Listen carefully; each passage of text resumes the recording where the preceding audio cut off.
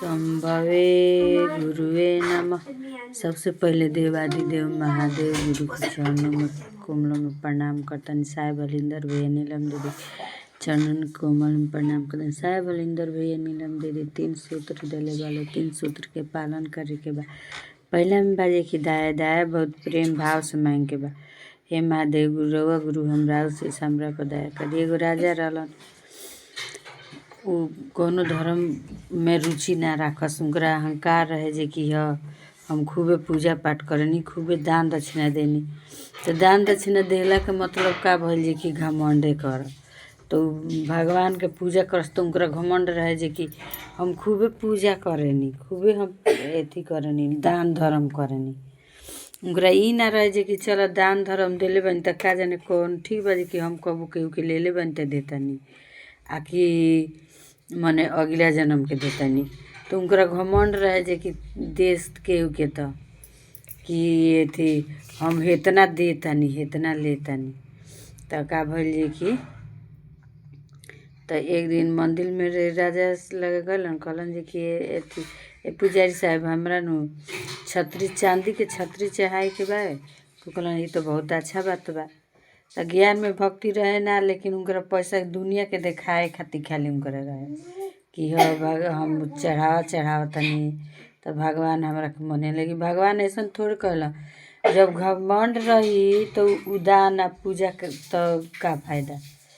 पूजा करनी तो ई सोची जे कि हम पूजा करतनी चाहे केहू के दान देतनी तो अपन कर्म करतनी। अब ई अहंकार ना करे के चाहिए जे कि हम देतानी तो हम बड़का बानी, चाहे लोग से सुनाई खूब कि हम खूब हेंगा देनी है करनी तो उ देला कइला का फायदा। तो उहे राजा साहब गइलन तो फोन में बतियाए लगलन तो फोनवे नइखे उठत। तो कहतन कहाँ बाजे फोन नइखे उठावत। तले उनकरा हाला सुनाइल पीछूती कि का हाला सुनाता सब मंदिलिए के पीछे। तो गइलन तो देखलन तब देखत रहन जे बॉयल गिर गइल बा। तले देखत रहन जे कि ओही में हमारे एथिया बावे जौन बावे गाड़िया चलावे वाली ड्राइवर वही में कूद के आग निकालत आवे बैला के। अब तो पूरा खीस क्रोध भगल कि एक ओकरा पीछे अपन जान जाइलो देवे, हम खातिर मजदूरी देतानी। तो तो भगवान के जो भक्त बा आ जे भक्त बा चाहे नइखे जे पूजा करता उ नइखे करतू ले कर्म अच्छा करता तो ओकरा साथ तो भगवान केहू दिया दिया। तो उ कहलन जे कि एथी बा निकल जाए। त जब निकल गइल ड्राइवर तो ओकरा खूबे बोले लगलन जे कि तोर बाप कर्म चुकाई एथी हमर चुकाई जे कि हम मजदूरी दिया जाके ते बैल निकालतारी हई करतारी हौ करतारी खूब भर हस्ती बोलते गइल। उ बेचारा चुपचाप रहलन। अब मजदूर रहलन तो केहू चुपे चाप न रहियन, दूसरा के इशारा पर बाड़न तो चुपचाप रहलन। मजदूरी करस तो कुछ सुने के पड़े। अब मान लेतन जे कि अब मजदूरी में तो कुछ सुने पड़ी। अब जब आपन कमीनी नइखे तो केहू के दूसरा कमीनी खाइल जी तू कुछ कही तू माने के पड़ी कि हाँ भाई ओकर कमीनी खातनी तो कहे कि हमरा के भगवान है तो हाँ चल तू भगवान हो माने के पड़ी। लेकिन ई कबो ना केहू सोचेला कि कुछ कर्म हम कइले बानी तो ओकरा के हम करज भरतानी कि कावना कइले बानी। तो लोग कमा के खियाएला तो कहेला कि हम खियावतानी। तो खियावस पियावस मजदूरी देस त जाना जे कि हम देतानी। तोरा औकात बा कि एथी हमरा के अपना बराबरी करबे। तो उ कहलन जे कि ना भाई हमरा त औकात नइखे, लेकिन हम जौन सकेनी तौने मने करेनी। ऐसे कह के पूजा पाठ मने कइलन करे गइलन। ओकरा बाद का भइल जे कि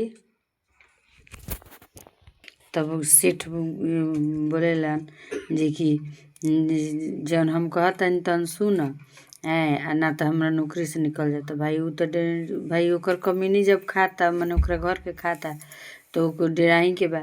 अब उ बेचारा उ जौन कहेला तौन कहेला। अब शंकर जी के पूजा कहले रहेला छोड़े के मंदिर में ना जाए के तब हरि नाम लेला।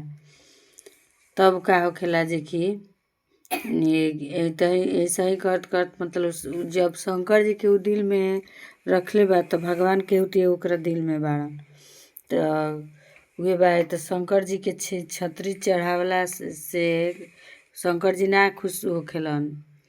उ शंकर जी के साचा दिल से, चाहे कौन देवता के भल, साचा दिल से नाम लेला से जब उतना चांदी के छतरिए चढ़वलस, लेकिन ओकरा घमंड रहे, तब वो शंकर जी बसाह के बैल में घुस के आ ओकरा के मार देलन। आ ई खाली कुछ चढ़ावा ना चढ़ावत रहे, साचा भक्त रहे आ लोग के रोगी या दुखिए के मतलब सेवा करत रहे। तो महादेव जी एकर लाज रखलन आ बचवलन। तो उहे बा, कभी भी घमंड ना करे के चाही। घमंड कइला के फायदा का जे कि हम दान देनी तो घमंड कर, दान देनी तो ई सोच कि हे भगवान हमरा के दो, जे कि या सब केहू के अच्छा रख, हमरो के अच्छा रख। केहू भूखा दुखा कौनो रोगी बीमारी हमरा लगे जाओ तो मतलब ई ना होखे कि हमरा लगे हई चीज नहीं, कि हमरा लगे रहे कि ओकरा के दी या मदद करी। तो ऐसन है महादेव जी दया हमरो के कर। हमहू अभी तो आसे में बानी, अभी के हमरो के वो लाइक कर, हमरो वीडियो वायरल कर है महादेव जी, जे कि हमहू वो लाइक हो जाई।